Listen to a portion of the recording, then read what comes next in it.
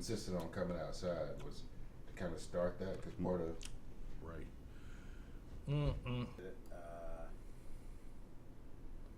Okay. Yeah, go ahead. Okay, this is Unsung Heroes of the Civil Rights Movement. Interview with Bernard Arafat on June 16th, 2022. All right, let's wait till Matt comes and sits down. your phone off. Is my phone off? Yeah, I heard a ding. That was No. Phone's underneath my hat. Oh, let's just put it on the table and silence it. turn it off. Yeah. You want to wear your hat? Yes and no. Can I take part of the interview with it on? And, So far, everybody seems to How have do you a get hat on. silence? Yeah. Yeah. How to silence it? Yeah. It's a great hat. Yeah, well, I might want to use a clip for advertising purposes. Okay. Perfect. It looks great. It looks great. Yeah. Yeah. Yeah, like a movie. What's that movie producer that has the same similar style? Producer. You Yeah, know, they- Spike Lee Not always has a Spike hat. Lee. No, it's, he's Caucasian. A producer? Yeah, well, famous producer. I was But going to say something about Nelson No. Stanley. Oh, I know. The guy did All in the Family, that guy. yeah. Norman Lear. Norman, Norman, there yeah, you that's go. right, that's Yeah, right. he had Yeah, the same don't type of wear hat. that. Yeah. He rocked it too. Yeah, he was a good producer. Yeah. So very well. Andy? We're on. Today is June 16th, 2022. We are here in Arcadia, California with Bernard Arafat, who's the interviewee, and the interviewer is Curtis Austin. Mr. Arafat, we want to thank you for your time and willingness to come and share your story. This is known as the Unsung Heroes of the Civil Rights Movement, and what we're attempting to do with this project is to shine a light on the lives and experiences of people whose names and stories we don't typically come across in a history or social studies book. And we know that the people who made the movement what it was were not the big speakers and the folks who really got the attention in the newspapers and on the nightly news, but the real foot soldiers who worked in the community and did the work. So we really appreciate your share in this very critical part of our history. So thank you for that. And we are just going to jump right into our questions by asking you to start off with some basic information about yourself. Tell us your name, when and where you were born. Bernard Arafat. I was born here in Los Angeles under the name Bernard Earl Smith. Errol, as in Flynn? Bernard Earl Smith. Earl. Yes. Okay. And I was born and raised in Los Angeles. Grew up here. Went through elementary school. Was a dysfunctional youth at an early age. Got kicked out of kindergarten and another school called 59th Street School. Went on to a school, elementary school called 74th Street School. Went there and went on to a junior high school called Horace Mann. At Horace Mann, I was entering my teenage years, went through that process, and at 13 years old, experienced the murder-suicide of my parents, okay, which changed the course of my life to being a rebellious youth, or not a functional juvenile in that sense of the word. Could you tell us just a little bit about your parents and what they did? My parents were, my father was a auto mechanic. Was he originally from Los Angeles? He was from Fort Worth, Texas. Fort Worth, Texas. Yeah, and my mother was from a small town outside of Fort Worth called Douglasville, Texas. Okay. And my mother was a maid at a medical building. Okay. So I grew up pretty much the spoiled brat because I thought I was the only child. Okay. Well, I was the only child in that household. Went through that process, after the demise of my parents, I found out that I had a half brother. Okay. So I got a chance to meet him. So Could you just clarify really quickly, like the year you were born? I was born in 1952. Okay. Thank Okay. you. Yeah. When you rub your pants, I don't know, the mic really picks it up. Oh. But sorry. All right, go ahead. What was the So question? you're 13.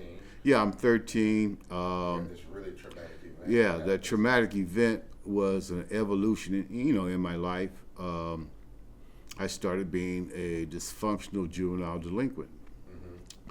Went through that process of being kicked out of several junior high schools.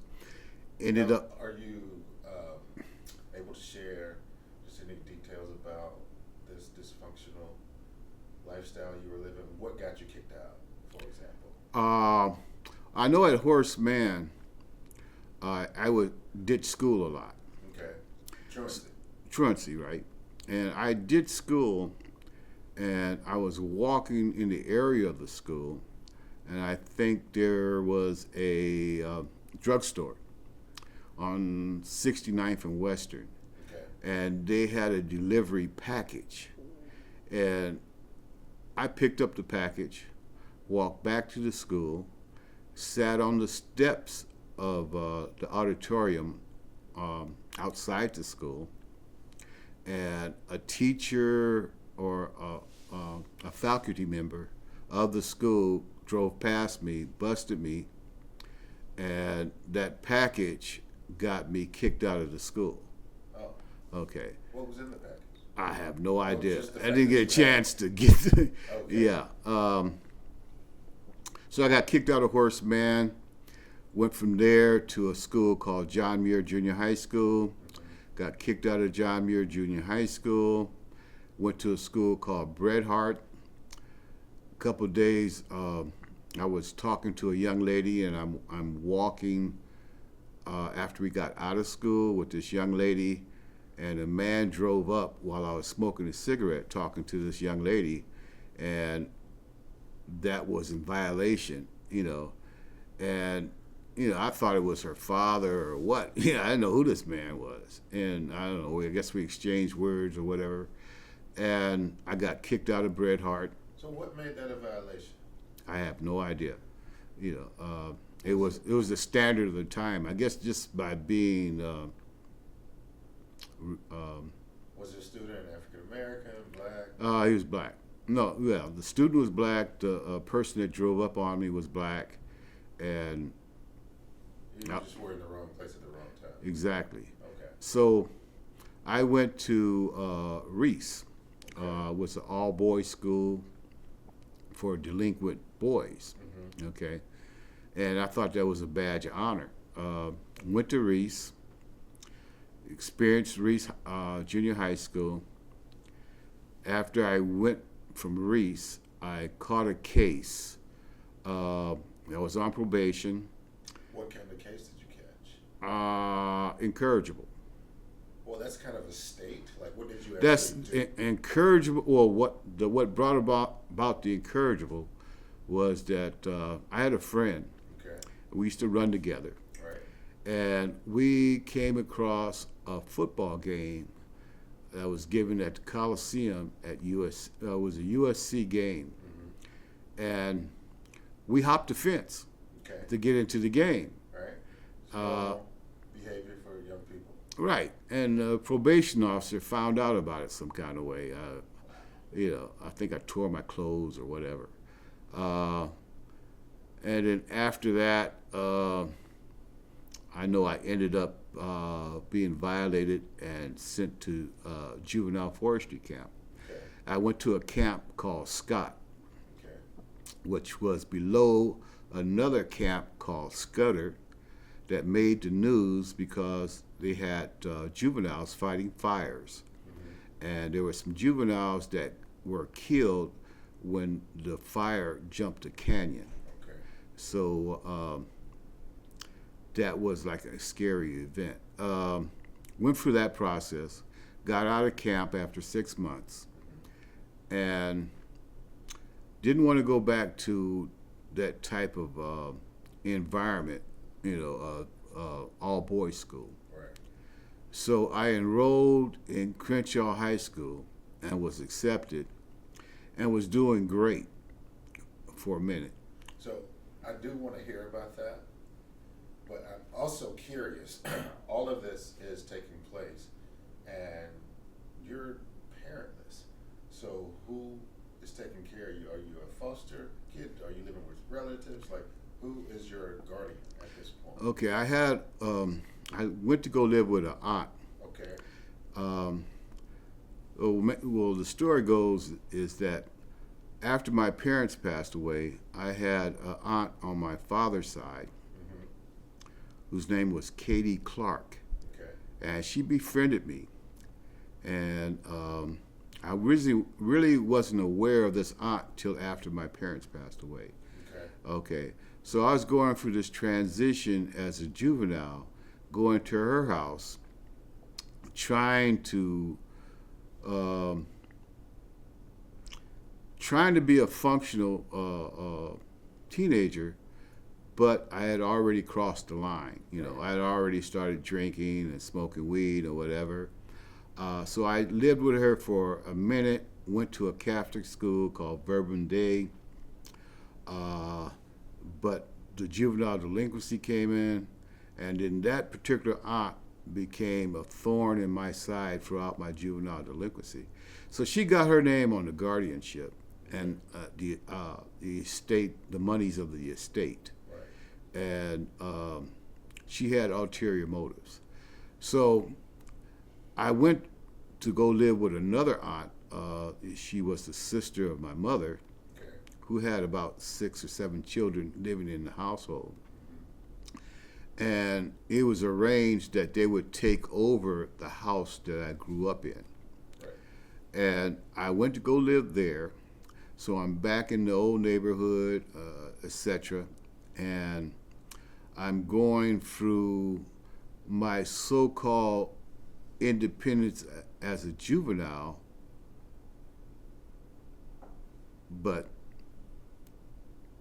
I'm still delinquent. I'm still influenced by the nightlife or the hustling type of thing. Or I think one of the first novels that I read was Iceberg Slim and Trick Baby. What an introduction to Yeah, novels. right. And I read those books from cover to cover. So I would try to emulate those people. Right. And I liked to dress like those people. Right.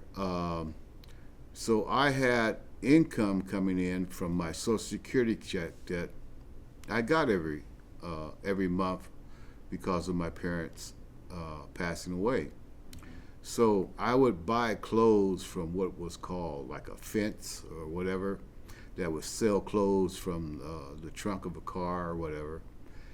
And so I had nice clothes. And then I was raised to appreciate nice clothes from being spoiled.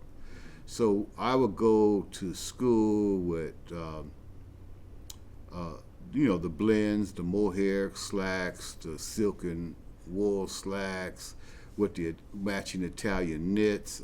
My aunt used to help me coordinate my outfits, So yeah, and most kids would like to, they were into lowriding and everything.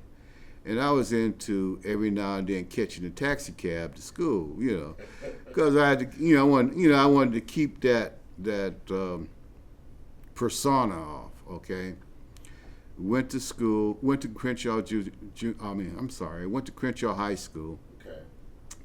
And I was doing good, and then the drugs came into play. With the drugs, What and do you mean? I was doing good in school, and there was a drug. There were pills called Red Devils, which were barbiturates. Okay. So I started seeing my schoolwork go downhill.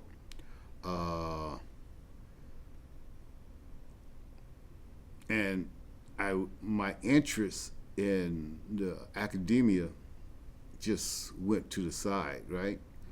And at the same time, you had political movements going on. Right. You had the walkouts out of the high schools during the time I was attending Crenshaw High School. Do you remember why people were walking out?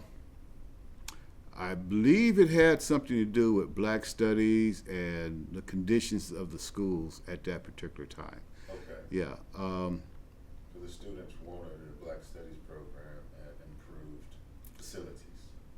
Yeah, something like that. Okay. You know, and then I know during the walkout, I think the records office was disturbed, or records were destroyed, or whatever. You know, some of it got out of hand. Well, anyway, I went to Crenshaw High School. Got kicked out of Crenshaw High School for actually gambling. You know, we would gamble in the boys' bathroom, and while we were gambling in the boys' bathroom, we were also ditching school on the school premises.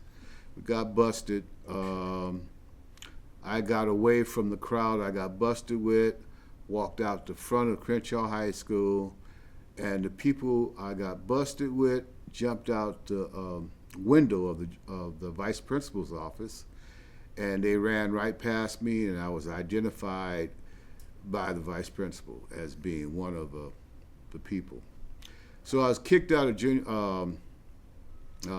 I was kicked out of Crenshaw High School, went to a school called Dorsey, went to Dorsey Continuation, and my juvenile delinquency took on another level, where I was associated with older kids. And these older kids were doing smash and grabs throughout LA and Inglewood. And so we would hit stores, you know, and I know I had an aunt. My aunt was concerned of where I'm getting all these items from. You know, we hit a clothing store, so now I had suits and more slacks and more attire, and then we would hit electronic stores. And on our last adventure, we got arrested in Inglewood, and in Inglewood, we were on Century Boulevard at an electronics store, and the police drove up on us, and the driver of this old 54 Chevy that we were riding in with the hood up tried to outrun the police. So that ended up in a crash, and we got busted, and we ended up in the Inglewood jail over the weekend. And I lied about my age. Because So I wanted to be associated with the people I was with. You know, I lied for, I don't know, I just wanted to be a part of that group. okay. Okay. And what was your age? At that time, I was 17 years old. And you told the authorities you were how old? Probably 18. Okay. Yeah. That would make you an adult. Yeah, exactly, because they were 18 and 19 Okay. at the time. So I went through that process. It took us to the county jail. We ended up at Old County Jail. They found out I was a juvenile. Okay. So I had to go through the process of going through the Old County Jail to being transported to juvenile hall. But while I was at the Old County Jail, they put me in a module that was for juvenile delinquents that had been declared adults because of their crimes. Okay. Okay, so their crimes are so horrendous that they were declared adults. And in the next module, next to us, were the Steiner brothers. The Steiner brothers were the people that were accused of killing Bunchy Carter and John Huggins at UCLA. So they were part of the US organization. Okay. So they were indoctrinating the juveniles with their cultural naturalist views and things, Mm-hmm. and went through that. And I shared a jail cell with a brother named Wendell, and he was politically active. That put some things on my mind and opened up my mind to what was going on at the time. Like, can you share any examples of these things he put on your mind and that opened up your mind? Well, he was in a shootout with the police. Mm-hmm. Then I can't remember the conversations, but they dealt along what we were going through as a people and his part in the civil rights movement. Okay. Okay. So you're getting some inkling. So yeah, I'm getting the seeds, and then just growing up in that era, you see things on TV. Because we're talking mid '60s now, right? You're talking about late '60s. Late '60s. Late '60s. The mid '60s would be when I was growing up as a kid, when I'm looking at dogs, when people were being attacked by the police, things like that. So I experienced that, seeing that on TV. Okay. Actually, the assassination of Martin Luther King happened when I was in juvenile camp. Okay. Okay. So those were events. Okay. Could I just ask you what kinds of things the Steiner brothers were sharing? The Steiner brothers were sharing Swahili, Mm-hmm. anything that had to do with cultural nationalism. Okay. So you learned a lot about Africa? No. What are some of these cultural nationalist things they brought up? Basically Swahili. And then, they had a way of exchanging the dialect so that the police wouldn't understand what we were talking about. Right. Okay, and then they could smuggle cigarettes to us and whatever. Okay, when they would go to court, they would make us turn around in our cell because their module was right behind us. And then we had to be careful of the food because the snitch tank was around the corner, and you had trustees that would grind up objects in their food. Okay, so it was a crazy environment. Okay. So actually, my experience with Wendell as a cellmate kind of influenced me in that direction. Okay. Okay. Do you recall what year this is? This is 1969. You're in jail with Wendell. Wendell, Steiner yeah. brothers. Has Bunchy Carter been killed? Yeah, Bunchy Carter has passed away. Okay, and so you know that the Steiner brothers have at least been accused of this murder. I mean, Bunchy Carter is the leader of the Black Panther Party in Los Angeles. John Huggins is the Minister of Information. And these two guys that are sharing this Swahili with you have been accused of doing those murders. Are you aware of that at the time? Not really. Okay. I know they had a case. Mm-hmm. I really wasn't paying attention to it, but I knew they had a case. Okay. And I didn't know the difference from what Wendell was telling me and what they were talking about. I didn't know that about the rift in the ideas of the Black Panther Party and the US organization. Okay. Okay, so I went through that. Went to juvenile hall. Went from San Fernando Juvenile Hall, Selmar, to Central Juvenile Hall, Los Angeles, because I was sentenced to camp, forestry camp. Okay. Probation officer picked me and some other juveniles up. They took us to an optometrist in Boyle Heights. I escaped from the probation officer. I ran to a park. I don't know the name of the park.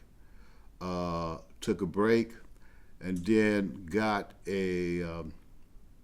found a road map, or not necessarily a road map. I found some railroad tracks. And adjacent to those railroad tracks was a street called Long Beach Boulevard. Okay, so I'm on the east side, and I'm walking down Long Beach Boulevard, going south, and I come across a high school called Jefferson High School. Okay. I'm in my juvenile attire. I talked to another youngster that I assume was ditching school or whatever, told him what was up, and he can see by my attire that, I was juvenile delinquent. Right. I'm not a juvenile escapee. Right. And he gave me the directions to the Black Panther office. Oh. Okay, so at the Black Panther office from, Now, did you ask for these directions, or he just volunteered? he volunteered that. Okay. Yeah, he volunteered that information. All right. And you're escaping on the run, and you take it. Right, I take that information, I walk to the Black Panther office, where Touré was the officer of the day, told him what was up, they could see what was up. They had me go in the back, they gave me a change of clothes and some bus fare.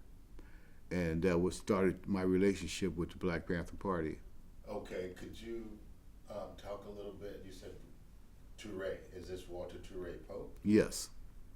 Who is he, and could you describe him and what the officer of the day is? The officer of the day is the person that's in charge of directing the activities of that particular office. And where is this office at the time? 41st and Central. Okay. Did you get a sense of what that person Touré was at some point? He seemed like a very caring, dedicated brother. He was dedicated to his beliefs. He was dedicated to the community. Everybody was community oriented, because to function and go through what you had to go through, you had to have some kind of dedication. That started my relationship with the Black Panther Party. Okay. And this bus fare, where did you take the bus to from the Panther office? I don't remember. Okay. But I know I got some bus fare. Okay. And I know they were looking for me. Okay. So where I ended up, I don't know yet. I know they hid me out for a while. I hid out at different Panther homes, or their parents' homes, or whatever. That worked out for a while. I know I went to Oxnard to stay with a cousin until they didn't want to do it anymore. And then I came back to Los Angeles and started really functioning, in the party. Okay, so tell us, how old are you at the time? I'm 17. You're 17. You are juvenile on the run, successful escapee, and you move around LA for a while. You go up to Oxnard, and you come back to LA. Come back to LA. Could you explain to us the process by which you joined the Black Panther Party? Because you say you start functioning, but let's get you joined. Okay. First. How does that unfold? That unfolds basically what I just described. Coming back to LA, seeking to be a part of the Black Panther Party, functioning in the Black Panther Party. What makes you want to do that at this point? A bond. A bond. A bond was created Between, me and the Black Panther Party. okay, tell us how that bond was created. I guess because of some of the events that happened. Touré was assassinated on, I believe it was Florence or Manchester. I wouldn't take that, but just can you silence it? It's an Android, I don't know how to silence it. Oh. The Apples have a switch on the side. Yeah, it's off. Alright. Thanks. Okay. So Touré is assassinated. Touré's assassinated. And that was the first Panther funeral I ever went to. We dressed in all blue and black, went to the funeral. This is before you're in the party. This is while I'm in the party. This is my first Well, help us initial. understand what it's like to join the Black Panther Party. You go to work. I mean, So you're walking down you the yeah, sidewalk, yeah. Well, somebody says, you're in the party, go to work. not necessarily. So tell us your personal experience of Okay. how this happened. As a functioning member of the Black Panther Party, you go through a lot. You go through your political education. What does this entail? It entails just being aware of your history, of some reading. There was a book list. It opened my mind to different authors. Like one of my favorite authors was Frantz Fanon, Okay. Wretched of the Earth, that he wrote, and what was it, Black Skin, White Mass, What attracted you about Fanon's work? because he was a psychiatrist.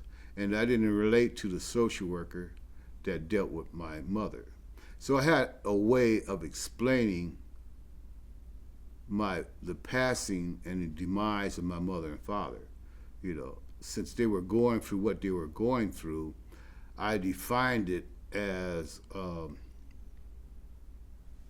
part of them dealing with this system, her mental demise of dealing with this system, and seeing her, everything she worked for,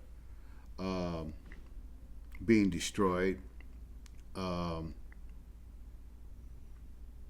And actually at the time, I believe she was aware that I was being influenced to juvenile delinquency, you know, because that's right at the time I took my first drink of beer. That's right at the time I took the beer and the marijuana went hand in hand. You know, we were exploring those call them drugs, or which led to other things. Right. And Fanon helped you understand this a little bit better. Yeah, I can put it in perspective. Okay. You know, I can put it in perspective and analyze it and define it. Okay. So I was attracted to Frantz Fanon. I was attracted to Che Guevara. I was attracted to a lot. You know, I did a lot of reading, and that was also pointed out by a friend that just passed away, Gil.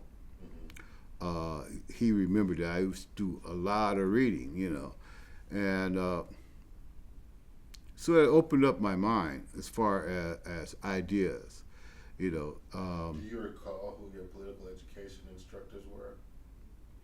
We had classes, so I don't recall who gave the classes. You know, they had different people that gave the classes.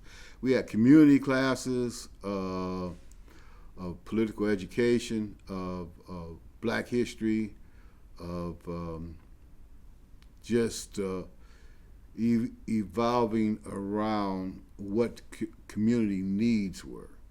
Okay, that was the basic influence, is that it was not just about self-defense or guns, it was about serving the community. Right. And my experience with serving the community was that we were able to come from that gangster lifestyle, because you had a lot of people who were from different gangs, different sets. Then you had the college students. So you had people from the streets and people from the colleges that came together to serve their community and function as one unit, right? So we would hold the merchants in the community responsible for giving something back to the community because they made a profit in the community, okay? Like the breakfast program. We had liquor stores, little stores that were in the community that would donate a couple boxes of grits, you know, or whatever, so we can have keep that breakfast program, feed kids in the morning before they went to school. This is before they even had them those programs in schools. We had started that. We had got doctors to volunteer and have a free medical clinic. I remember just doing the functioning work in the daytime as a Panther. We would go to different events, universities, colleges, or whatever, and we would get the students to either participate or donate to something evolving those programs. Okay. Okay. Were you successful at that? Yeah. Yeah.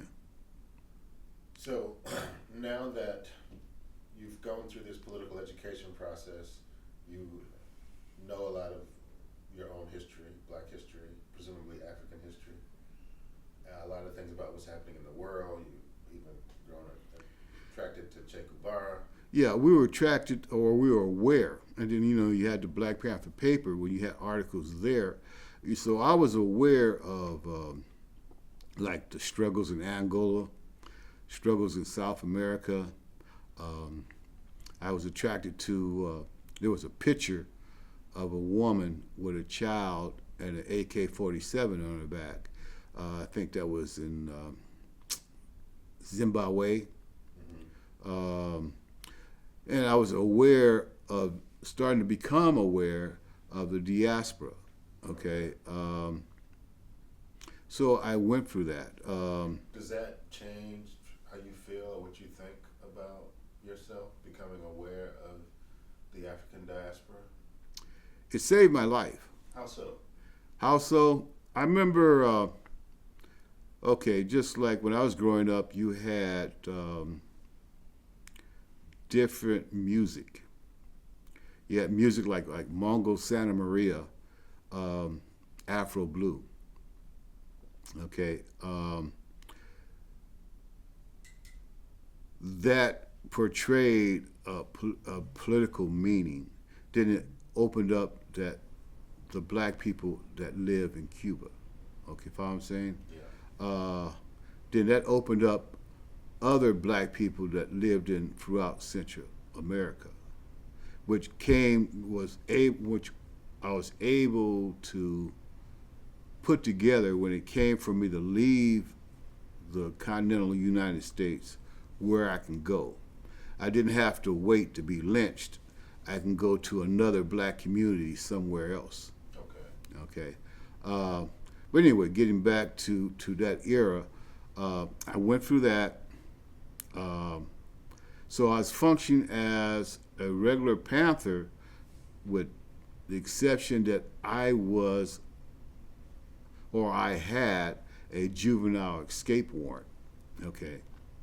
And this warrant is a year old now, or? No, it's Not just yet. months old. You're still months after. Yeah, your this is escape. still So that's 69. probably hot on your trail. Not necessarily. They were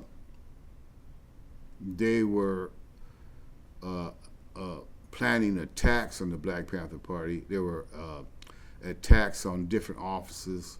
There were a lot of people were being killed. Now, who's they, and what offices The are you referring to? The police.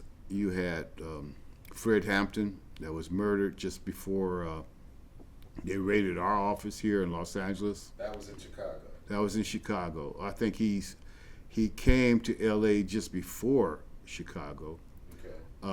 Did you meet him? No. Did you see him? Not that I was aware of. Okay. There was just a lot of death going around. Throughout the United States. In terms of the Black Panther Party? In terms of the Black Panther Party, yeah. You had what's his name? Angeles Davis. You had one person that had a big influence with me was Jonathan Jackson, George Jackson, their struggles. But that was after. That was after I had joined the Black Panther Party. But you had different things happening. You had Huey P. Newton that was locked down. You had Bobby Seale that was going through what he was going through in Chicago. You had different things that made you more or drew you more into what you were doing. Okay. So rather than becoming afraid, you grew more bold. Yeah, we more we recognized that we would not make it through this thing alive because it was a pattern that they were killing Black Panthers. Right. They were killing Black people. Period. You know, that's the reason why the party evolved, because it was a way of taking on the rights that we were supposed to be as citizens of this country. What's that amendment? The right to bear arms or self-defense. You know, that's in the news now. The Second Amendment. Right, and then you saw the California legislature come up with an act directly to disarm Black people in particular. Right, the Mulford Act. The Mulford Act. Okay, so those things were just part and parcel of the education of ourselves and the community in general. You know, eventually it led to we're coming up to the raid on the Black Panther Party, but I was almost assassinated a week before the shootout on 41st and Central. What happened in this near assassination? Well, I was functioning we went from, we started opening up community centers. Okay. Deep in the community. So we rented a house on Anzac in Watts. I was functioning out of that house doing the things that we do, you know, the breakfast program and having events out of that particular house. Community service related events. Right, yeah. We used to feed the kids that come in from the projects or whatever. They would go to school.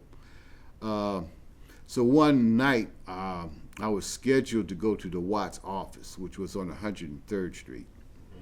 And I was going to this office with a lieutenant of the Black Panther Party, Jimmy Johnson.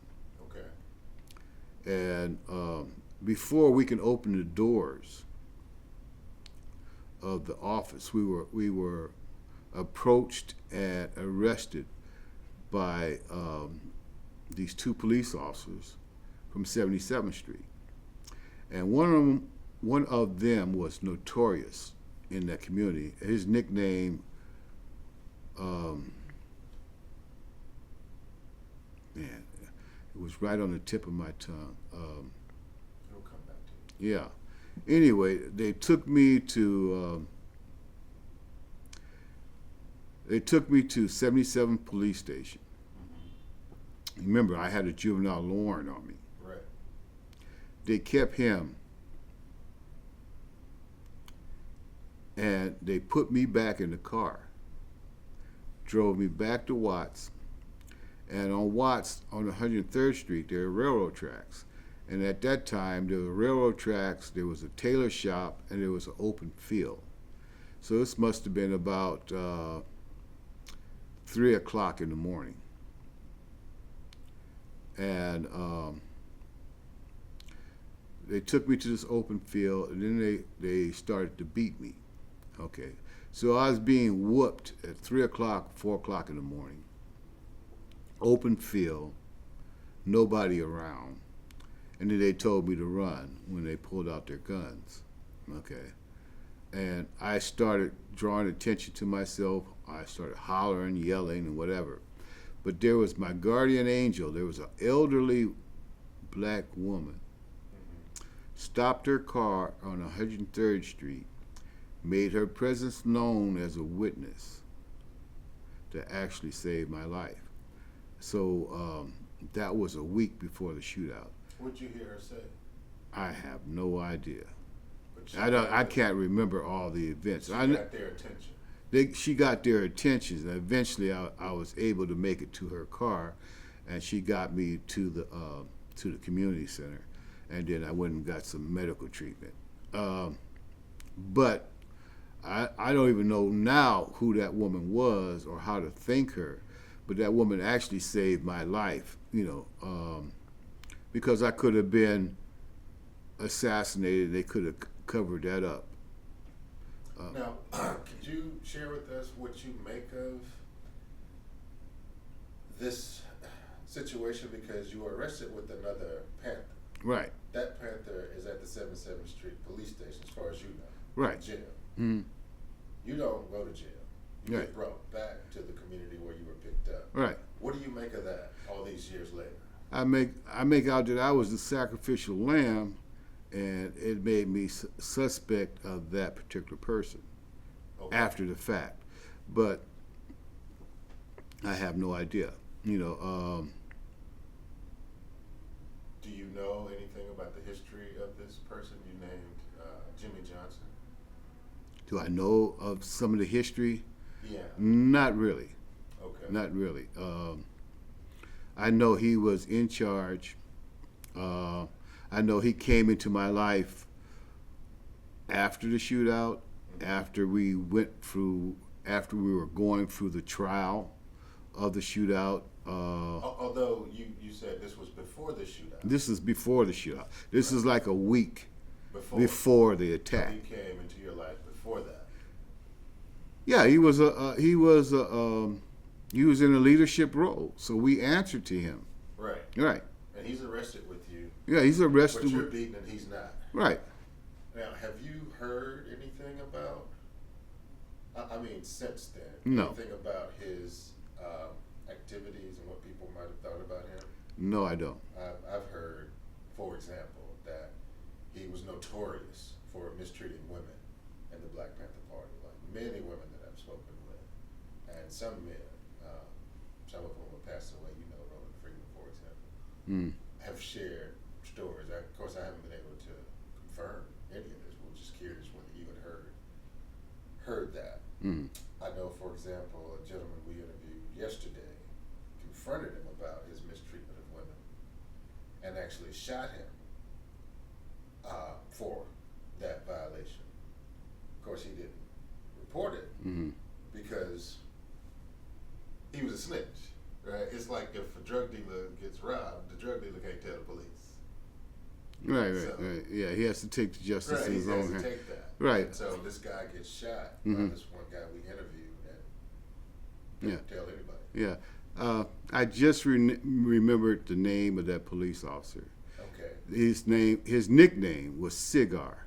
Okay. He came from a Polish background. He was known for being very, very racist, and he was known for his brutality. So whatever connection that him and Jimmy Johnson had, I don't know.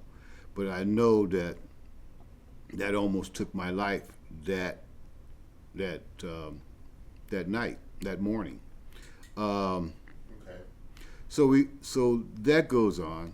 Like I said, it was a week before the shootout. Right. So this would have been late November, early December, 1969. This would be December. Yeah. If it's a week before, yeah. December 1st. Yeah. It's a week before. Yeah. So the shootout was on the 8th. Yeah. So yeah, maybe late December. You're correct. So I went through that. One night, they were doing some work at central office. And remember, I'm in Watts and Anzac. Okay. So they needed some workers. Right. Okay. I wasn't even supposed to be at central office the night of the raids. Okay. Okay. But you got called up from once Right. to do this work. Yeah, we went there to do some work and secure the building. What kind of work were you involved in? At the office on 41st and Central, they were reinforcing the walls with sandbags. The work, when I went over there, because that night, I had to stand security, Okay. which was a normal function of Panthers. We would stand security during the night. You'll get in shifts. So I did my shift on the roof. Which was from when to when? I have no idea. it's just before the shootout because I was relieved by Gil Parker. Okay. Okay. But anyway, I went for that shift. I did my security watch on the roof, came down into the building. I was on the second floor. I was asleep in the library when the initial assault happened. Okay. Okay. So we're talking 4 in the morning on December Something, 8th. yes, correct. Okay. Okay. So when the initial assault happened on the second floor, the police were on top of the roof and they were shooting into the building from the top of the roof. Okay. And there was a skylight and they were shooting through there. At that time, I'm a 17-year-old youth, Right. never shot a gun in my life. Okay. I grabbed an automatic shotgun and returned fire. Upon returning fire, I believe they left the roof. Okay. I think I wasn't the only one returning fire. I don't think I was, okay. So that, and then they put some explosives on the roof called AWACS or whatever. And that was supposed to collapse the roof, but all it did was blow a few holes in the roof. Okay, I think. Why is that? Do you know? I guess because of the structural integrity of that old building. It stood up. Had you not heard or been aware of the fact that Geronimo Pratt, who reinforced that building, put steel plates in the roof? I wasn't aware of that. I knew about the sandbags and the sand between the brick front and the plaster. I know that because of Geronimo Pratt, his leadership saved our lives because but from his experience in Vietnam, 2 tours of Vietnam, his securing that building, knowing what we would go through, actually enabled us to survive that shootout. His leadership, right? So that's why that roof didn't give.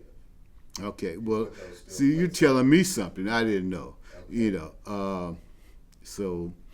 Well, thank God and God bless him, because it was such an intense shootout that you couldn't shoot back from the second floor. Tell us why. Why? Because you had snipers on the opposite side of Central Avenue. So you had snipers on the building. So if you raised your head above the sandbags, in front of the window, I mean, you get your head blown off. Sitting up. Yeah, you're sitting up. So now I'm braced up against the sandbags and whatever. We had communications with the Panthers that are downstairs defending, and when the police would come along the side of the buildings, we were able to stop their assault, or they're trying to regain entry by repelling them with pipe bombs. Okay. So you'll throw a pipe bomb out the window and they'll scatter. So we went through that through however long. But I mean, however long do you remember? I mean, time was just elapsed. It looks like it. Was it 5 minutes? Was it 2 hours? I don't know. It was hours. I mean, we had. Okay. It was a 5-hour shootout, and in between then you had, we were being tear gassed. Yeah. They came at 4 and arrested everybody at 9:17. Okay, there you go. I went downstairs for a minute, and then they started assaulting the building before. They tried to get back through the front entrance, and I remember I was criticized. You remember, I'm still a youth with an automatic shotgun, and I'm not familiar with what an automatic shotgun does, and the spread of the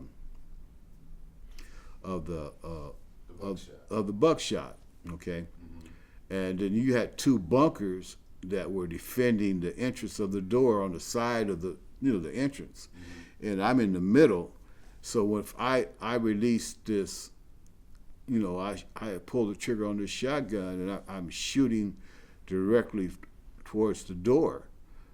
There's a spread, You know, so I think I was criticized, you know, about watching the spread From of friendly fire. from friendly fire, you know, which could happen And you being criticized at the time. at the time. People have said, hey, you know, don't shoot me. Yeah, Yeah. you know, so I went through that. So it was pretty much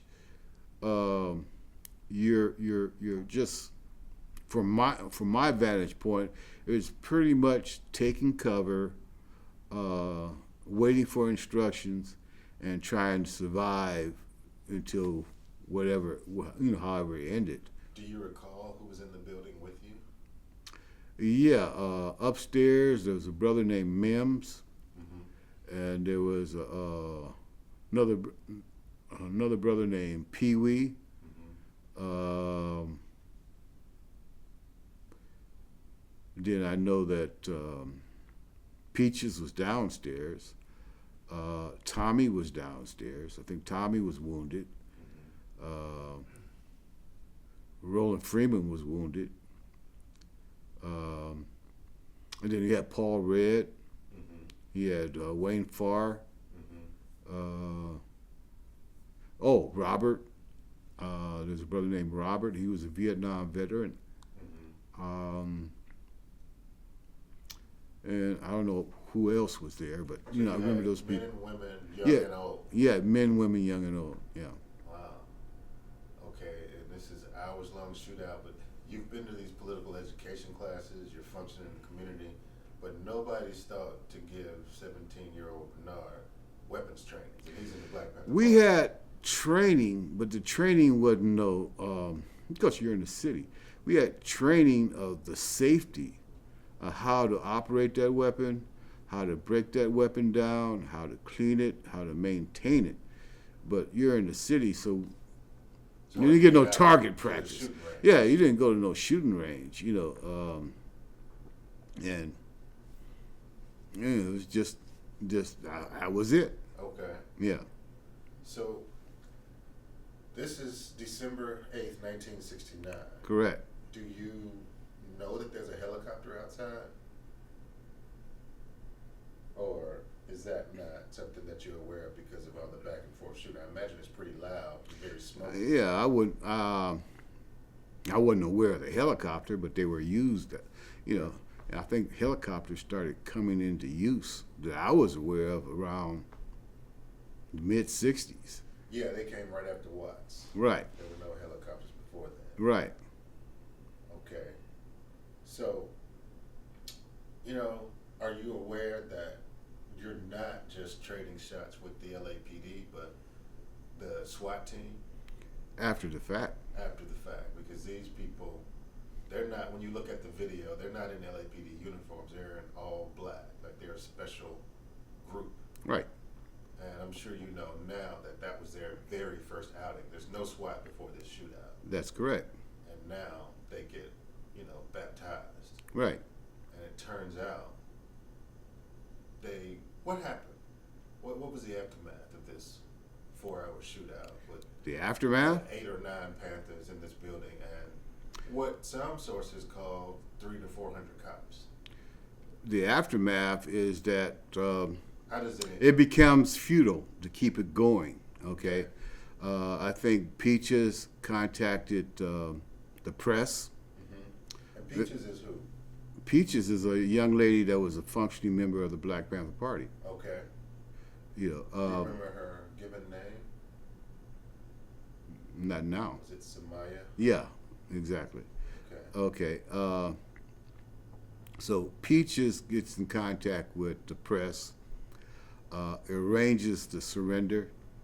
Okay. You know, because at that time it was futile. I mean, there's only so much ammunition. You know, and you know the point was made. You know, And it's been hours. yeah, it's been out. Is anybody shot?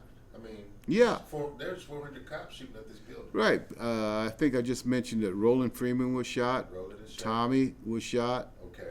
I don't know if anybody else was shot, but I remember those people were shot. Are there people working on wounds, or are just people just hurt? I have no idea.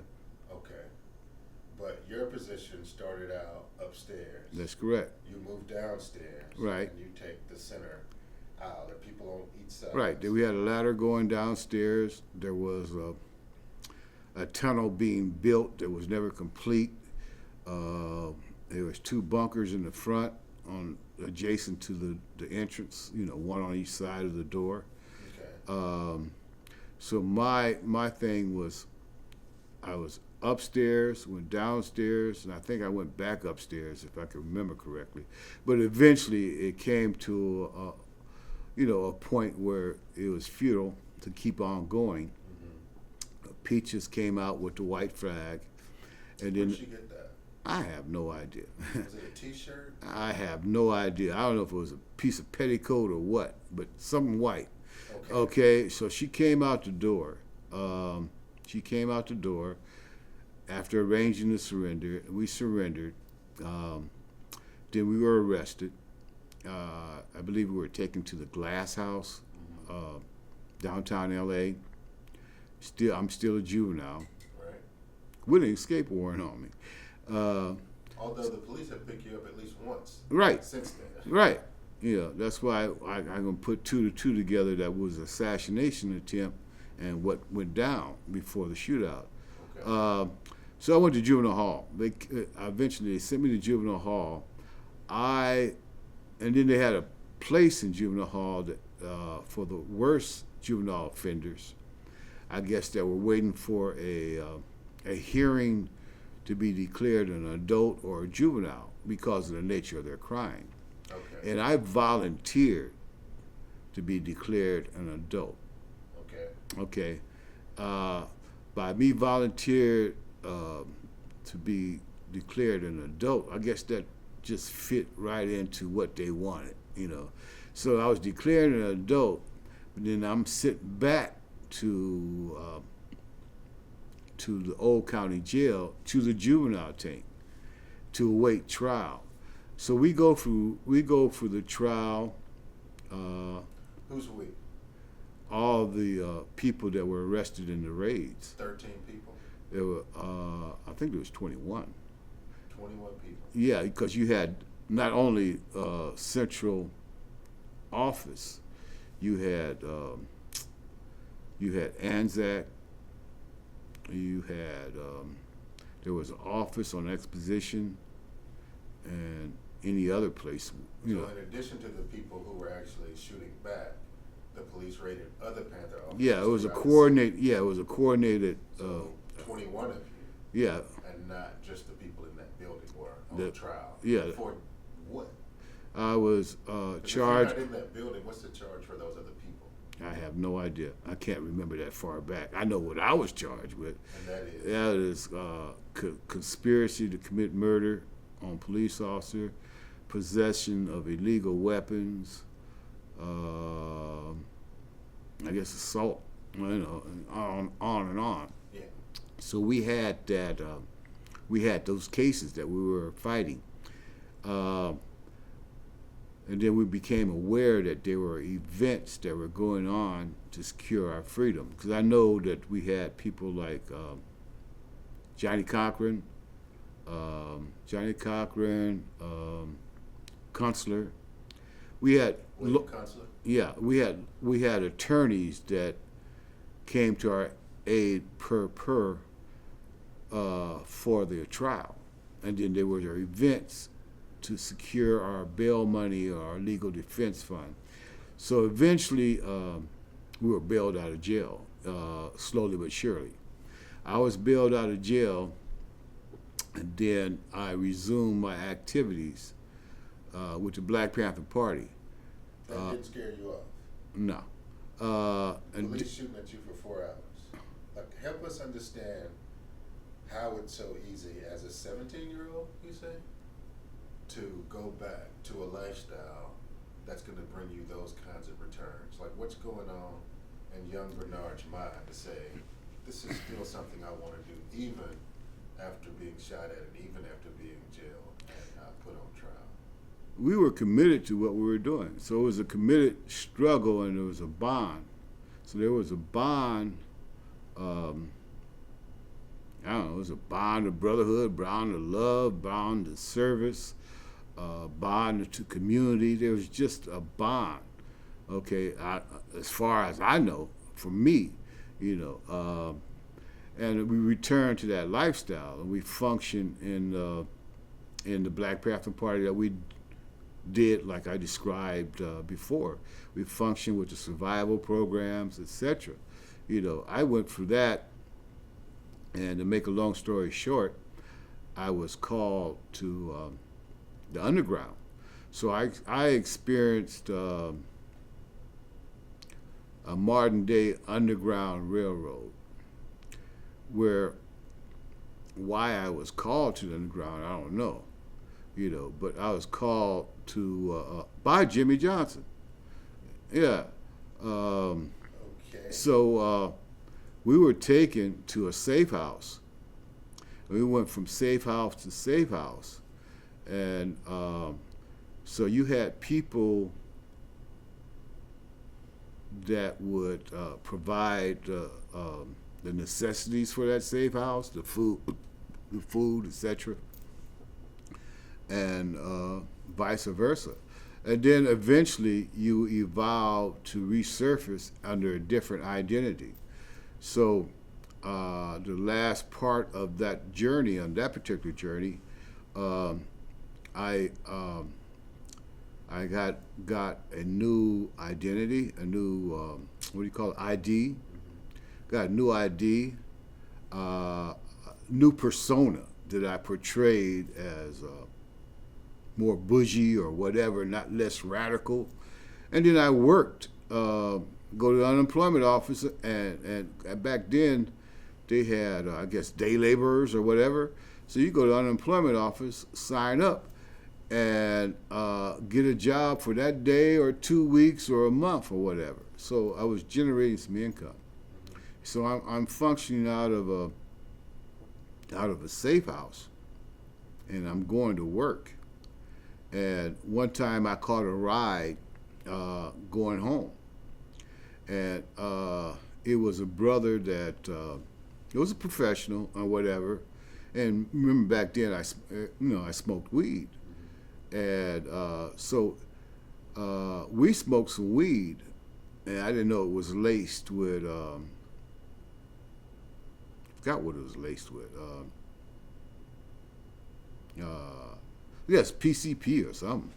I don't know what it was. But I know they would. He had his weed laced, and which caused me to get disciplined, because that moment of being in that state of mind puts everybody else and myself in jeopardy. So I got pistol whipped for that, and I guess. You found out. You showed up like that. Yeah, I showed up. I guess I shared that. Okay. Yeah, and then I went back to work that day, or that next day, and I think when payday came, and I got paid, and that brother had gave me his phone number, right?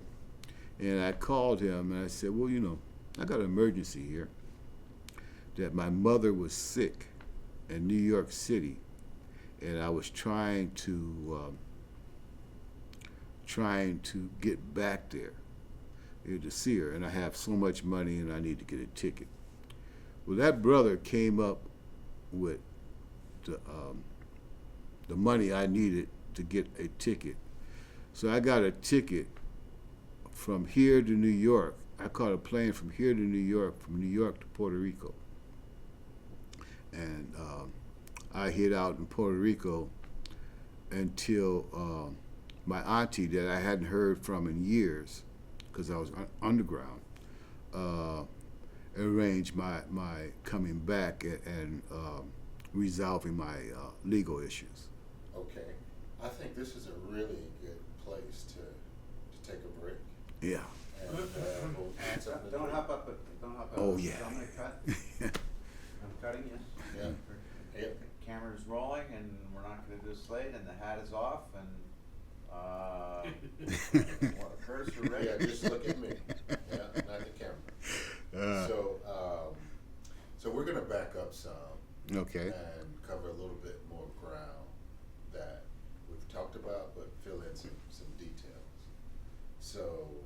you're 17, Mm-hmm. and you've been in a shootout with the LAPD, and you're arrested, and now you're in prison with 20 co-defendants. Tell us about what this trial was like. Like, what did you see in court? Well, since I didn't go through the full trial, the times I went to trial were a political statement, and I showed unity. But you got to remember that I was separated from the other people that were incarcerated with me. Okay. Yeah, they kept me separated in the juvenile tank of the old county jail. Okay. So when I went to trial, they would get me, and then we will rejoin with the other defendants, and we would go to trial. Okay. So were you locked up? Were you chained up? Like, Yeah, we were chained going to trial. there are 21 people in chains going into the LA County Courthouse. That's correct. And what do you remember about the defense? What do you remember about the prosecution's claims? Not much, not really anything, because it at my age I don't recall everything, but it happened pretty quick, and then I was bailed out after I don't know how many months I spent in jail, but eventually we were bailed out one by one, and I got bailed out, and life resumed as normal Panther. Okay, so that's one of the things I wanted to hear a little bit more about, because you were functioning out of an office Mm-hmm. in Watts, but you were in this shootout Right. at 41st and Central. Right. So that office has been shot up and tear gassed and bombed. Does it reopen? No, Okay. So that's the end of 41st and Central. that's correct. I think we had a directive coming out of Oakland that our lives depended on the community, and that we need to be embedded in the community, and that's where the concept of community centers came about. So we had community centers in Compton, Stockwell, LA, different areas. You had community centers that we opened up and started the programs all over again. Okay. So basically, central office dispersed, and you have these community centers instead of one Yeah. place where everybody. Right. And you're selling the paper, fixing free breakfast. Right. Those are the functions of, I guess, the foot soldier. So we would go out, sell papers, get donations, do those things during the day. In the morning, you would probably start off, making breakfast for the kids, or you might want to go in the daytime. You might go to different events. There was a movement to stop the war in Vietnam. You would go to those events. The anti-war rallies. Anti-war rallies, whatever event, because an event was an opportunity to get a lot of funds for the party. So we would make those events. Otherwise, we'll go to areas like downtown LA, UCLA, or wherever you thought you could sell papers. And you sell papers throughout the community too. And then you'll invite people to whatever events that we're having at the community center or the office. Okay.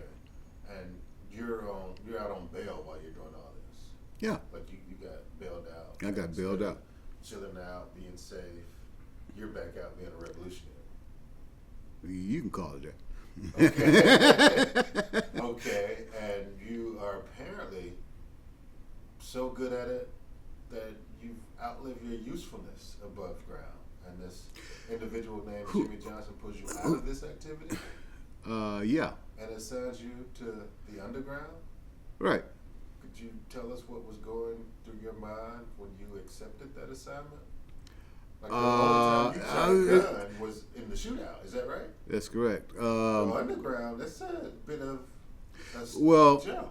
Yeah, but I don't know his ulterior motives. Okay, I was just following orders. I was just. It was me and another brother, and we were picked up one evening or whatever, and then we were driven to a safe house. So we're in that environment. Also, we have the influence of going through what we went through with the shootout and the deaths of things.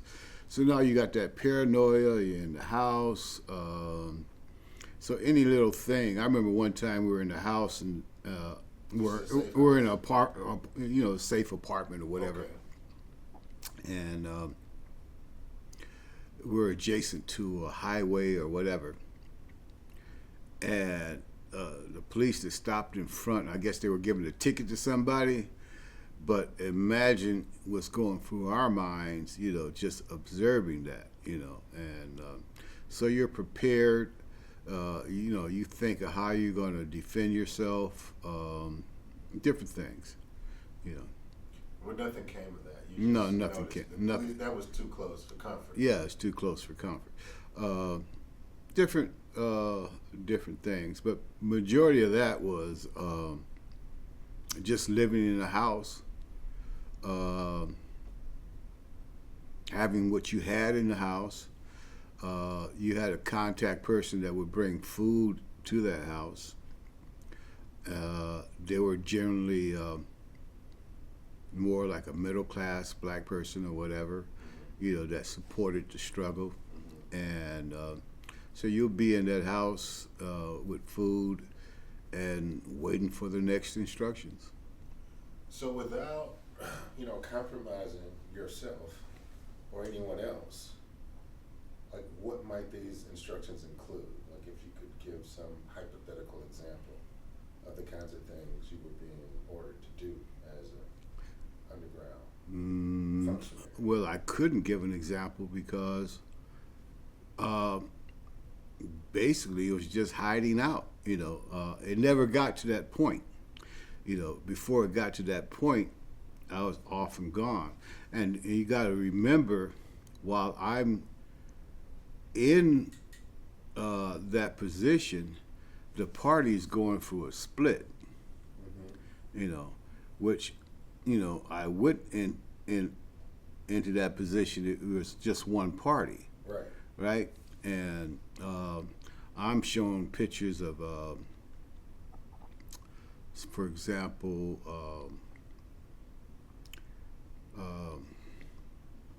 Kathleen Cleaver's husband, Eldridge. He went from radical to designing pants with his ass hanging out. Right. So yeah, shit Yeah, like but that. would have been way late 70s. That wouldn't have been during this period. That was early 70s, wasn't Well, it? he doesn't get back to the United States until late 70s. Oh, okay. He designs those pants. Oh, okay. Well, I wasn't aware of actually the split, being underground, because we only had so much information,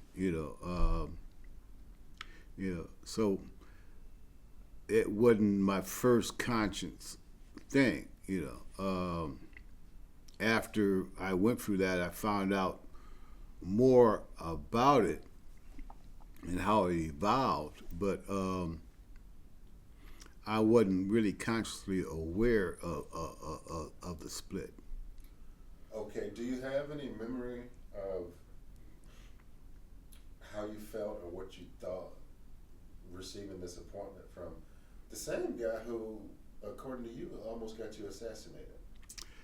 Well, I'm still thinking of, I'm still immature and a juvenile. I mean, not a juvenile, but a young adult, so I'm impressionable, but I'm dedicated to what I'm doing, You haven't put that together yet. No, I hadn't put it together yet. Okay. No, I know, I guess by the grace of God, it got to a point, and I said, well, the hell with this shit, I'm gone. That's, that's when I went to Puerto Rico. But what happens that prompts that set of thoughts? Like, what's going on that make you say, to hell with this? After getting pistol whooped, yeah. So After I described getting pistol whooped for indulging in something that I thought was just smoking some weed and it was laced with some shit, that kind of brought it to a head. Do you recall who did the pistol whipping? Yeah, but I can't remember his name. And I went to his funeral too. I can't remember his name. So you come back to the safe house, you get brought up short. Like, are you told, okay, this is what is about to happen, or is it just out of the blue? We get disciplined. It was pretty part of the structure of being a Panther. You screw up, you get disciplined, different kind of ways. Like what? Man, you asking me to remember some stuff. Well, do you have to run 20 miles? Do you No, have to do 10 push-ups? no. Like, what kind of discipline are we referring to here? Well, that was one example.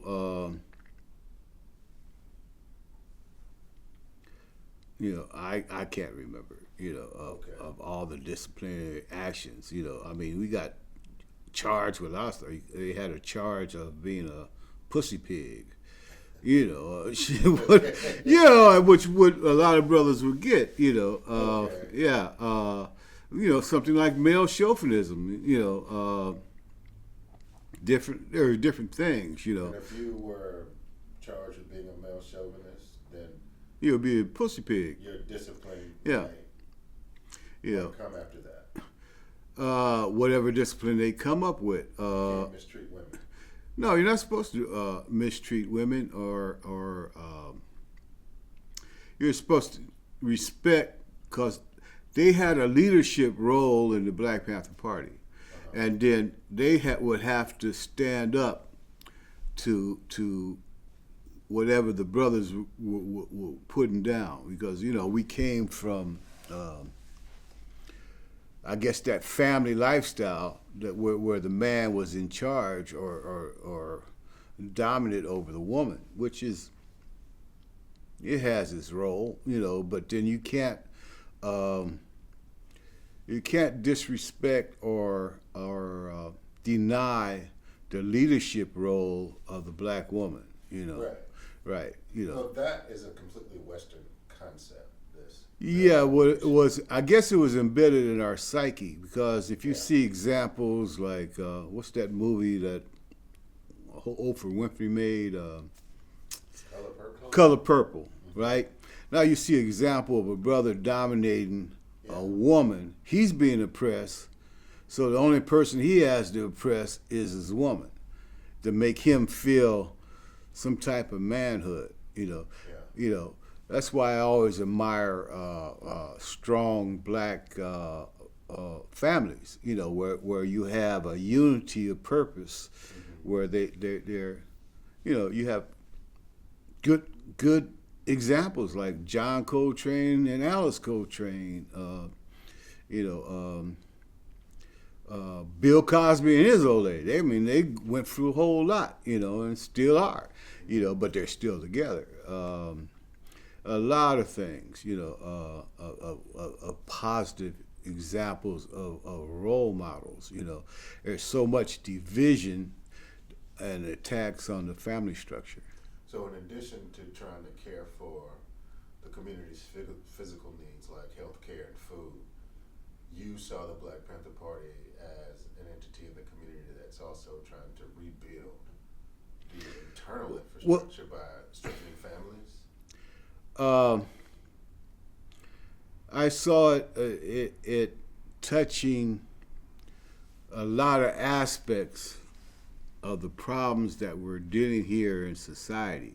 Okay, I might view it a lot different, and even to this day, I'm supposed to be a citizen, but I'm subject to, And by me being a business person, I might put subject to in a contract that is contingent upon certain elements of this contract being fulfilled, right? Okay, we're in the year 2022, and we're still discussing voters' rights or denial of voters' rights. That's supposed to be resolved. Different things. And then you got to remember, there's not been any reparations for those 400 years of giving this free labor, blood, sweat, and tears, and lives towards the foundation. So that's a contradiction. There's so many things, and then like we were discussing earlier, the condition of our people right today.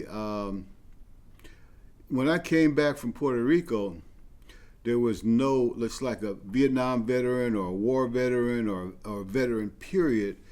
You have the VA or whatever. You have some resources to go to deal with your post-traumatic stress or whatever, okay? My post-traumatic stress had to deal with re-entering society, being a functional member of society within my own framework, not going back into the negative habits that I had growing up. I was attracted to, when I came back from Puerto Rico, the only institution that I can go to was the Nation of Islam. So, okay, let's get to that by backing up. You're pistol whipped. Okay. You don't like that. No. You don't even know why you're underground.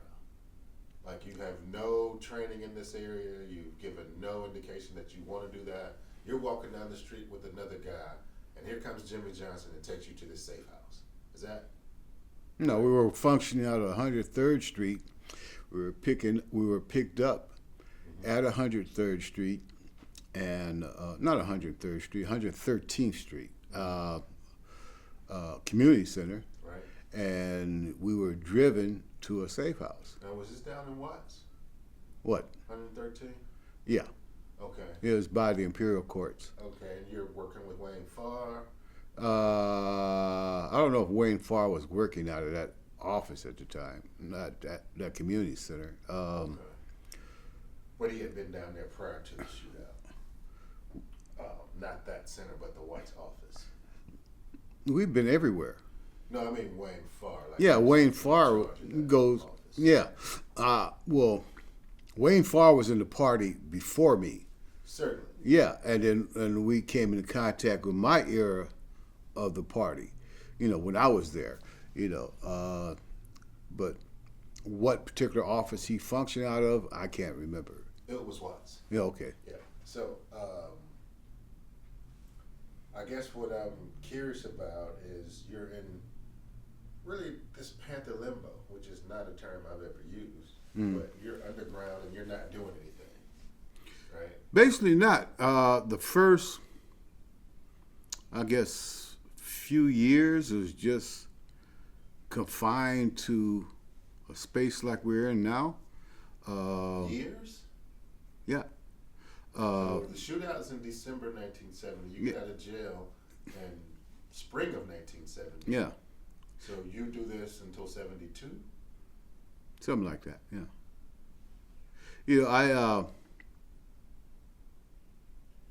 So can you remember one thing you can share with us that you did in 2 years? We stayed in a safe house. But surely you didn't sleep for 24 hours. No, you'd be in that house. You'd be in that house hiding out. Responsible for what was in that house. And that was about it. I did. Here's what you're hiding from, because they let you go. You bailed out. Yeah, you bailed out. So what are you hiding from? What are we hiding from? I mean, you're hiding from what can evolve out of that. You know, I mean, we just went through a shootout, Right. and you just Freeman went. gets out, he goes home. Okay, he goes home. You know, I guess I was more impressionable at that age, and that was identified, and I was there. You know, I mean, the purpose of being bailed out and going to underground like that, I have no idea. Okay. But I know that idea was based on like the Underground Railroad of our history, Right. and I know it was based on street people and people that are professional or more successful or whatever, but there was a bond or I guess a solidarity that made that come about. Okay, why would they jeopardize being involved with people of the Black Panther Party, you know, that are, you know, in limbo like that, you said, you know. Yeah. So I went through that. So were you able to see any fruits of your labor? I mean, the community is one way when you join the party. Do you see any progress in the community over the time that you're like giving of yourself? Like mind, Some of the body, and soul? some of the fruits is that some of the grassroots movements are still here. You know, you still have people that want community control of the police, but now that the conditions have changed, you don't really have I know from LA, you don't have a community like it did when I was growing up. Right. I grew up in a black community. I grew up in people that had homes, and then there were people that were less unfortunate. But then I went to school, I didn't see any homeless people camped out on the corners, in the alleys, and whatever. Right. Yeah. I was more so wondering about in the immediate time frame. So you've been in the party a couple of years now. Mm-hmm. Did you see like your work as moving the community forward? Like, were you satisfied with your efforts? And if so, could you share an example about what was different after you joined the party and the community? From then to now? No, till like, so you joined the party in '69, is that right? Yeah. So I'm talking by '71, when you're in this safe house. Oh, Like, what has your work done to help the community? what have my work done to help the community? Mm-hmm. Probably the political consciousness, you know, elevating the political consciousness of the community to move forward, you know, because we're struggling in to survive in this community and to survive in this country. Okay. Yeah, So you thought you were doing some good. yeah. Okay. And now you're in the safe house, and even though you didn't know it at the time, you know, it is 1971, and it's on every news show in the country and every newspaper in the country that the party is splitting. Like, did you have thoughts about what was happening? Basically, I wasn't aware of it because I was kind of So there's no TV or sheltered newspaper from in this house. there's TVs. The paper might have been brought to you through somebody coming through or leadership coming through, you know, and it was presented in a way that you had Huey P. Newton Mm-hmm. and Eldridge Cleaver. but as far as going into depth of it, no, I didn't really have an understanding of what was going down, you know. Okay, and you don't recall anything that Jimmy Johnson or anybody else is sharing with you regarding this? No, because I don't remember seeing Jimmy Johnson after we went, we went underground. But he's the one who took you there. Right, he initiated. Okay. But whoever's in charge, this person whose name you can't remember, who did the pistol with him, is doling out the information, or is it somebody else? Doling out the information, I don't know what you mean. You're not getting anything, so everything you know is coming from the outside. Yeah. It's just, for me, when I Google Mm-hmm. Black Panther Party split Mm-hmm. news coverage, Yeah. every TV station in Los Angeles is covering this like it's the O.J. Simpson trial. Mm. So it's difficult for me to understand how you had no idea.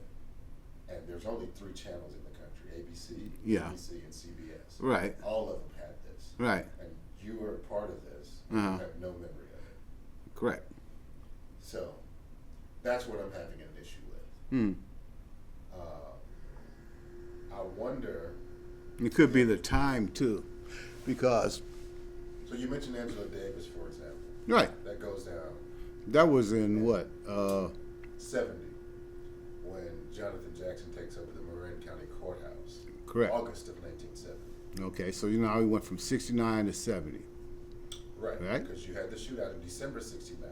Right. And you said a few months before you were bailed out. Yeah. So it's February, not later than March. Mm-hmm.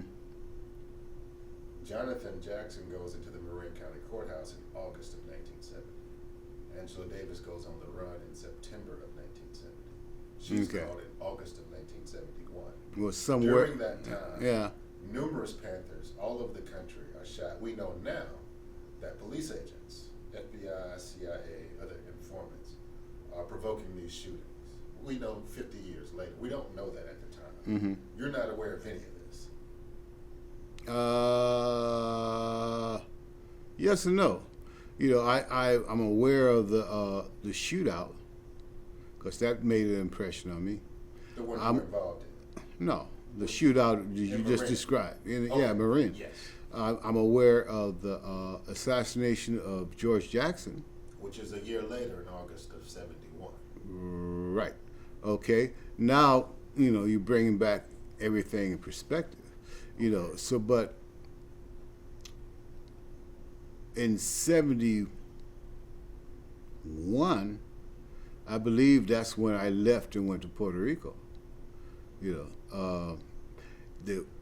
or after Angela is captured? Before or after I George can't is killed? I can't put it in perspective, but we're going by what you're telling me about the dates. Right. George George is killed in August of 1971. Are you in Puerto Rico or United States? I'm in the United States. Okay. Yeah. In that safe house. Yeah. Okay. So my understanding of LA Panther history Mhm. is that the underground is the most highly functioning appendage of the party at this point because of what's happened in the shootout. You do have new recruits who come in after that shootout, but people are afraid. Even though the SWAT team lost, they're really upset, and they are running amok in the community. So there's only so much that can be done compared with what was happening before December 69. Mm. It is a new decade. We do have a new president. Progress has been made. Not a lot of marching is going on, but there's still quite a bit of the kind of work you're involved in. There's a new book that just came out, America on Fire, where Elizabeth Hinton, a Princeton professor, has uncovered 2,400 shootouts between the police and black people, not just the one you were involved in. Mm. So this is extremely widespread and not something we often talk about in our classes or history books or the barbershop. And so it's just making me wonder, you are part and parcel of this really pregnant moment in American history. Right. Well, we have a history of self-defense.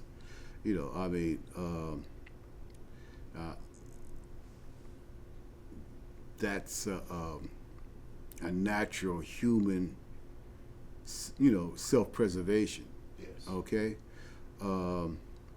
And then a lot of things that I wasn't taught in school, I learned afterwards of the slave rebellions, etc. So it's part of our history. The way it's done might evolve, and it's not necessarily has to be do with a weapon. A weapon is only a tool.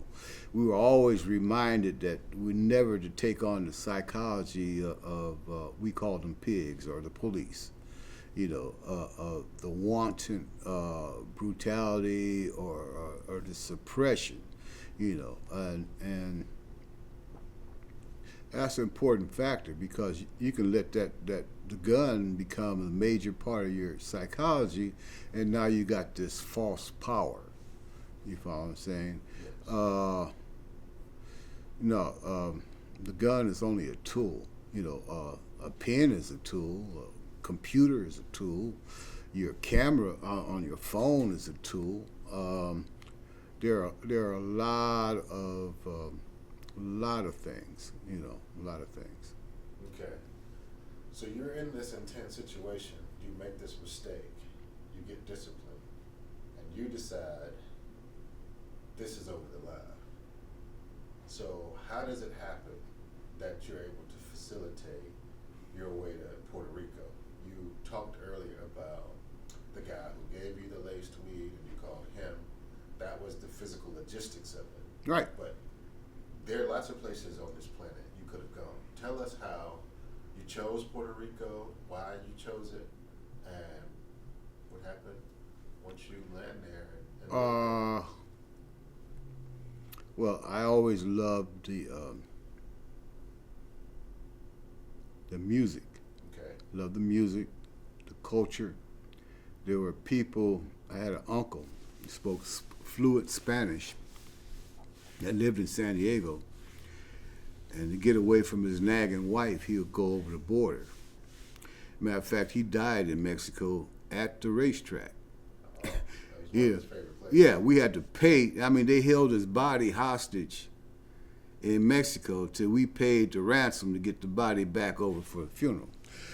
Yeah, so, yeah. But anyway, he made an impression on me. He was an alcoholic, but he was a very loving uncle, and spoke fluent Spanish.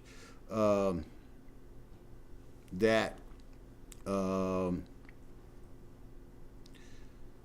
read that book while I was in the underground. 'Cause I was a big reader to at one time to evolve. Puri Thomas, Tomas, Down These Mean Streets. It's about a black Puerto Rican dealing with society and the different, I guess, different skin hues or whatever, and just society, because you have a black Puerto Rican here and then a light-skinned Puerto Rican here and all that, but they were Puerto Ricans, Right. okay, and they, dealt with it in that aspect. But I mean, growing up, there was that influence of the music.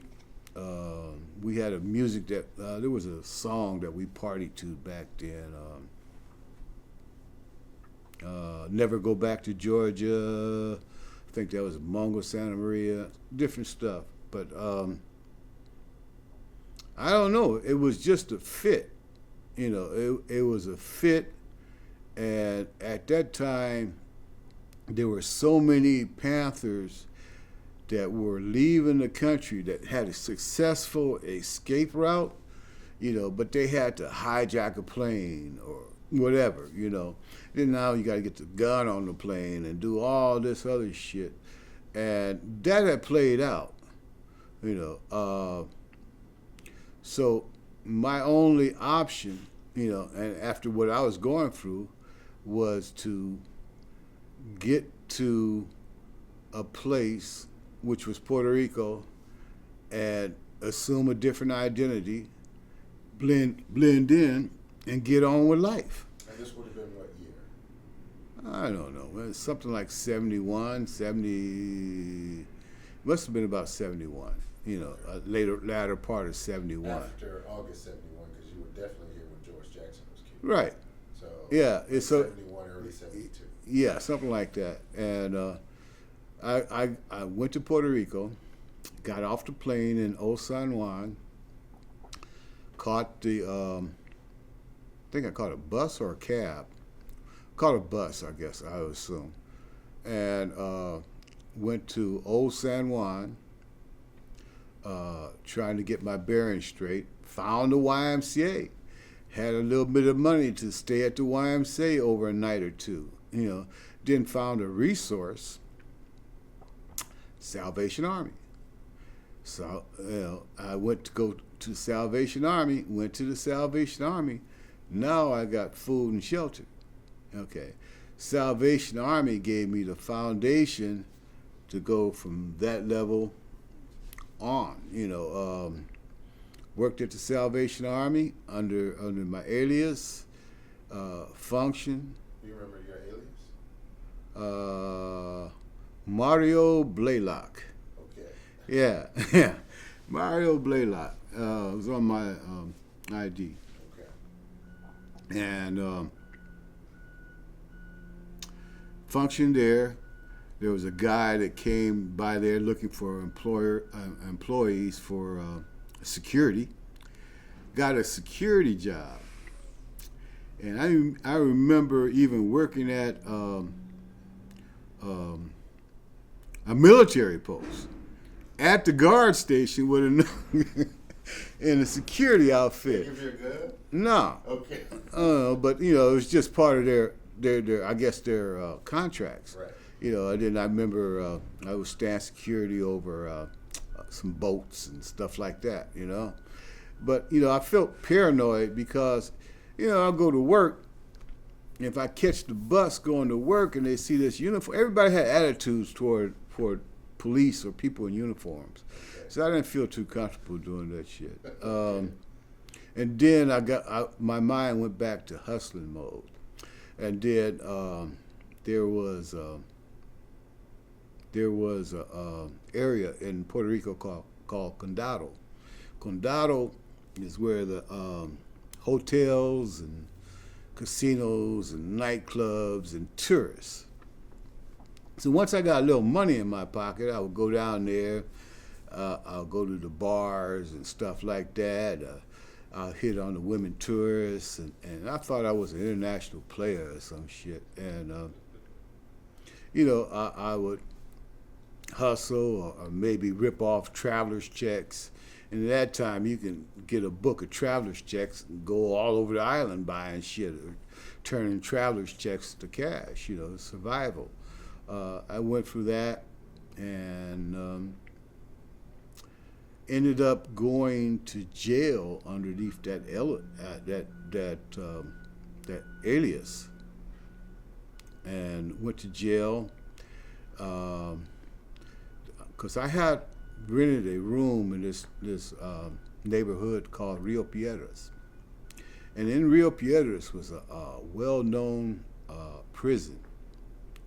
I think it's called Oso Blanco, and it was like you can see it, and in Rio Piedras, that's where the University of Puerto Rico is. Okay. And down the line, I found out after the fact that at that time Puerto Rico was so small that the jails and the prisons were integrated, and I ended up in that place, and oh shit, that was an experience. In what way? In what way? I saw a person commit suicide. I remember when I was in a one-man jail cell with nothing in it but concrete and a hole to piss and shit in, and the rain coming in the jail cell where I had to put a sheet in front of on the bars to keep the rain from coming in. And then I remember a compassionate judge, when that was resolved and she found out that I had worked with the Salvation Army, she released me back to the Salvation Army. And back to that time, my spirits had been kind of broken. and I was in contact with my auntie that raised me here in L.A., and she arranged for me to fly from Puerto Rico back to the United States and had a lawyer ready to resolve whatever legal issues I had. There at LAX, or were you picked up there, or did you actually make it home? I made it home. Okay. And they even stopped me at the airport, because people from the islands in South America, they come in, we call it illegal immigrants. Well, the people that stop you and whatever. I mean, they had a guy that questioned me at the airport, Customs. Asking me some stupid question, who's the baseball team of LA and all this other shit, and when he was satisfied, he let me get on the plane, Okay. That was very, very interesting. So, what year is it that you come back to LA from Puerto Rico? How long do you stay in Puerto Rico? Oh, man. I believe it was about a year or two. Because I was back. I was back in the States by about 73. So Nixon's still president when you get back?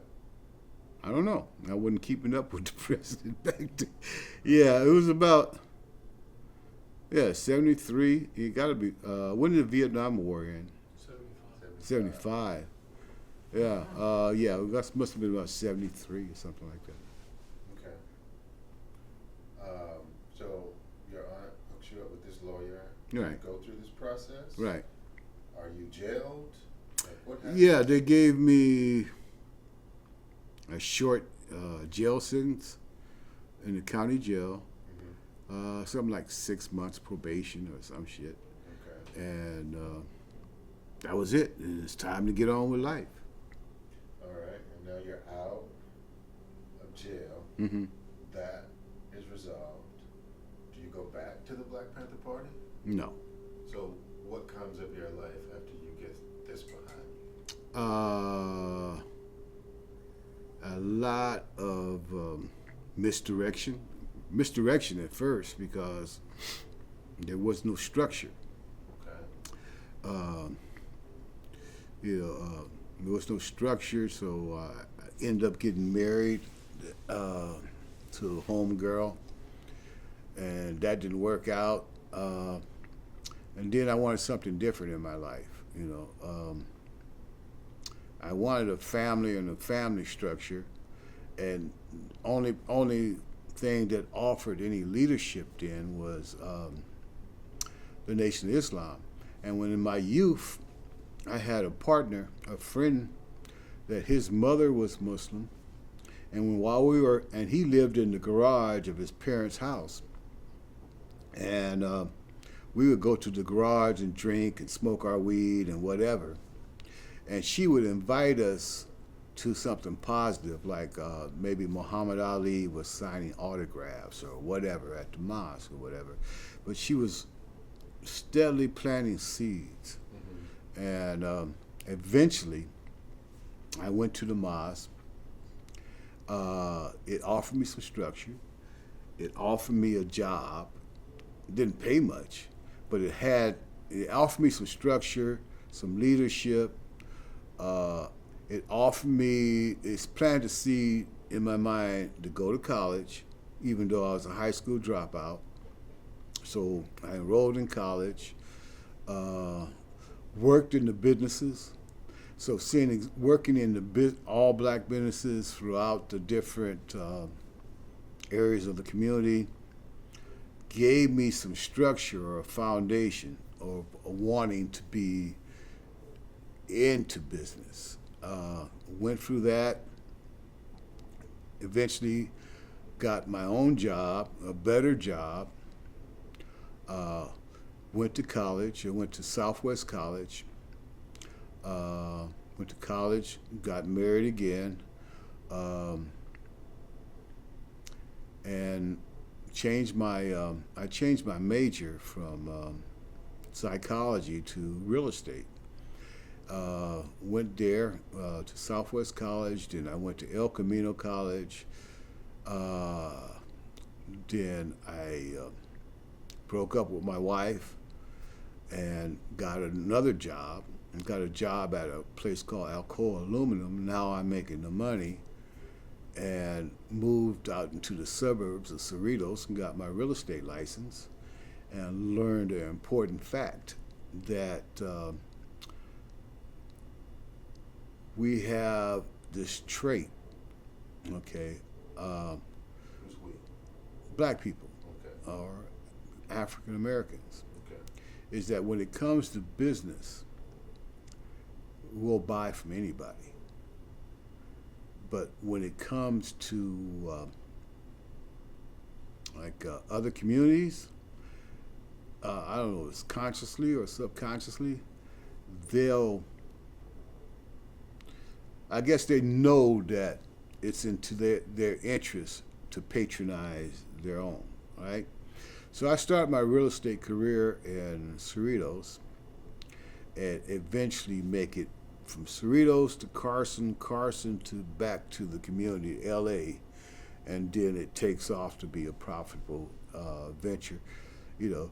But I did that also and working another job, you know. But going to the Nation of Islam gave me a foundation. It evolved. I learned more about Islam, and because I came into the Nation of Islam in '75, and Warf D. Muhammad came to be the successor. So I followed the teachings of Warf D. Muhammad, learned about the everything about Islam, and it wasn't a racial thing or whatever, it was a religious thing, and evolved in that process, evolved in my business life, and here I am. That's excellent. Can you share with us as we wrap up, you know, it sounds to me like you were involved in some very dramatic and potentially scary things. Like, how did you deal with the natural fear that comes about as a result of being involved in those kind of activities? I guess I was born into dealing with death, because I dealt with the parents that brought me into this life. So I actually saw the aftermath of my parents with their heads blown off. Okay? So I dealt with that, I guess by being an introvert, holding that in, and wasn't able to come to grips with that till later on in adulthood, when I could really come to grips with it, or analyze it, or understand it, you know. But I consider them victims, you know, victims of society, a whole lot of other things that bring about events like that, you know. So I'm just blessed with a lot of tools, learning how to use those tools, a lot of times through hard knocks, but just blessed to be here. I'm blessed to be here with an open mind, no hatred, you know, look at things, try to look at things objectively and come to a solution, you know. And That sounds like, yeah, you know, a well-balanced individual, but surely being a part of this freedom struggle cost you something. And I'm wondering if you've thought about the cost you paid, the price you paid for being. It cost me part of my youth. Okay, it cost me, I thought I was missing something. Come to find out I wasn't missing anything at all. I thought I was missing the partying that youth do, you know, because I grew up when we used to go to quarter parties, and, you know, you can go to a party without getting shot. You might get into a fight or something, you know, but, you know, you didn't have all the death and destruction, you know. I thought I missed that, And that affected me in a way I wanted to catch up with certain things. I was attracted to wanting to have a strong family, but I was distracted on other issues, So there's a lot of things that happened in my life I regret, but then I was able to make peace with those things and still keep those relationships. So there's life goes on, it's a blessing to make it to 70 years old. So I just made it to 70 years old, and I thank God. There's a spiritual part of my life, there's a material part of my life, and there's a thing that I'm very proud of, that I affected the lives of a lot of people growing up. Where I have people that younger generation looking out for me sometimes, and that's amazed that I made a positive influence on their life for them to check on me, a lot of things, supposed to be a grandfather this year, this month, so I'm looking forward to being another grandfather. I got a granddaughter, and I'm gonna have a grandson. So this event is a legacy I can leave to them. So maybe that'll stimulate their mindset. And that really brings us to one of our last questions about today's society. We've witnessed the murder of George Floyd on TV, of the killing of Eric Garner in New York, and Mike Brown in Ferguson, and Trayvon Martin in Florida, and Tamir Rice in Cleveland, and Rakia Boyd in Chicago, Breonna Taylor in Louisville. There's a lot of the things happening that brought your organization into existence that are going on today. What do you say to young people faced with this kind of challenge about what they might do to deal with it? We have a lot of demons to deal with. One of the things is that they've destroyed the black family to a big degree, and if you have a black family, you're really blessed. That's intact. Okay. One of the lacks of the political influence was to have community control or power. Okay, the power infrastructure to have those issues pretty much under control or resolved. Okay, at one time we had a Pacific, like in LA, we had a Pacific community that was basically all black.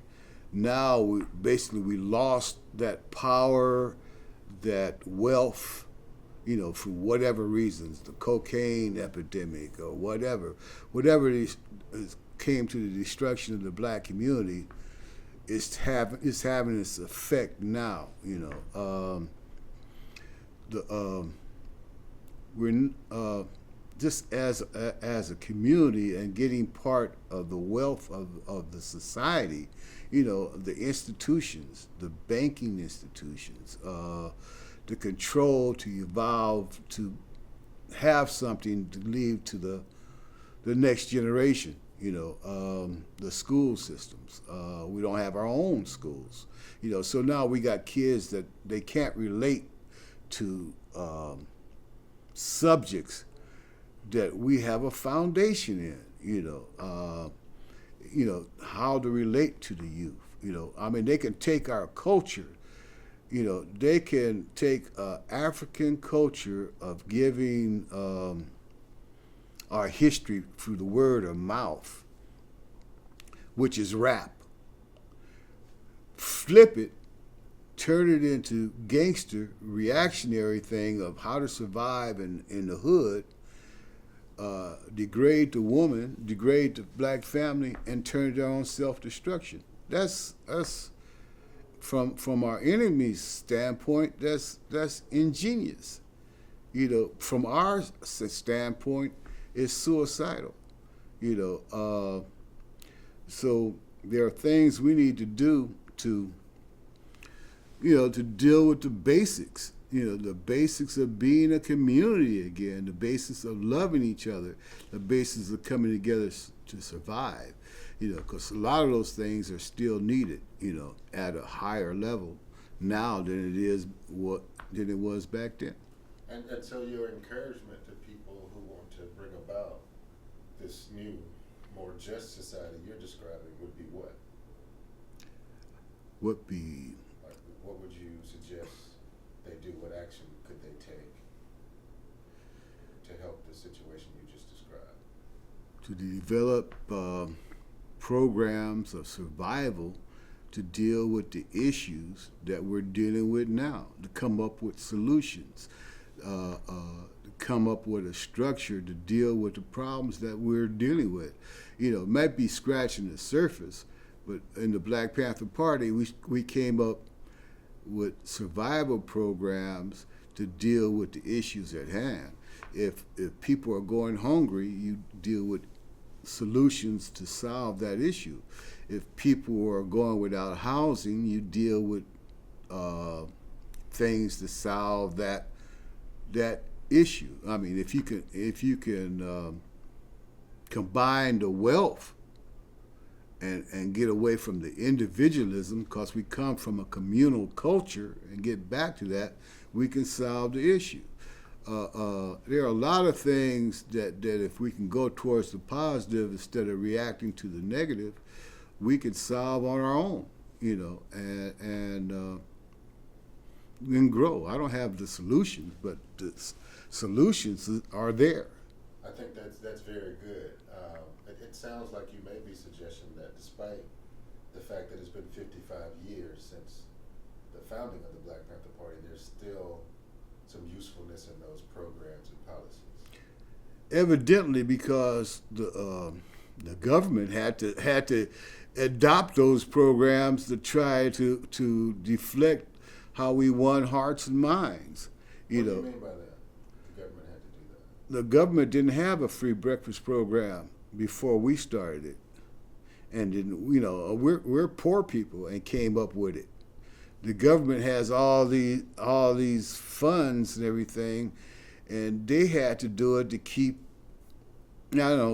keep society at bay or appease us in a way. But it's a necessary program. The medical care, eventually evolved that I guess during the Obama administration they came up with a medical program, But all those things came about way back when. We were doing it as a grassroots organization before the government even adopted it. So that's just showing that we can do it based on people getting together and resolving the issues at hand. I mean, even the gangs. The gangs after the riots or the insurrections in L.A. had to come together to be political in order to have the Black Panther Party. You had people from all different sets under one roof, combined with college students trying to do something positive. So it wasn't all about competing with each other to kill each other. It was about competing with each other to try to solve some of the issues at hand. And it seems like you were fairly effective at it, because were you not, your organization wouldn't have been infiltrated and attacked in the way that it was. Sure. So we just want to, say thank you for your time.